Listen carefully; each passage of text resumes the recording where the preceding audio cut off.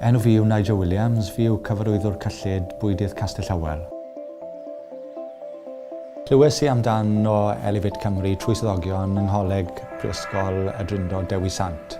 O'n i'n gweld bod cyfres o wahanol gwrsiau ar gael. Nath hwn yn eni un bersonol oherwydd bod diddordeb 'da fi yn y maes hyn o datblygu sgiliau meddwl, rhywbeth sydd wedi â fi ers rhai blynydde bellach.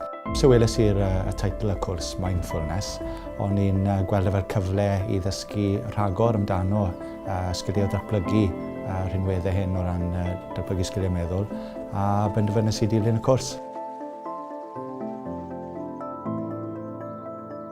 Yn bersonol, byddwn ni'n gweld bod wedi gallu mewn byd lle mae gymaint o ofynion dyddi hyn o wahanol gyfeiriadau ar amserau pobl. Os chi'n meddwl am e-byst, galwadau ffôn, mae'r byd modern yn llawn o wybodaeth sy'n trial llanw'r meddwl ar bob eiliad o dydd.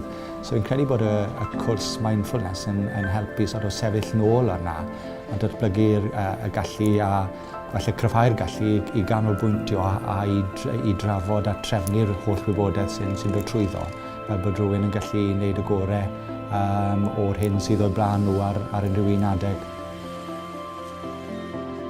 Byddwn ni'n gweld y cwrsiau mae Elefyd Cymru yn darparu yn Coleg y Drindod Dewi Sant o fydd i'r busnes.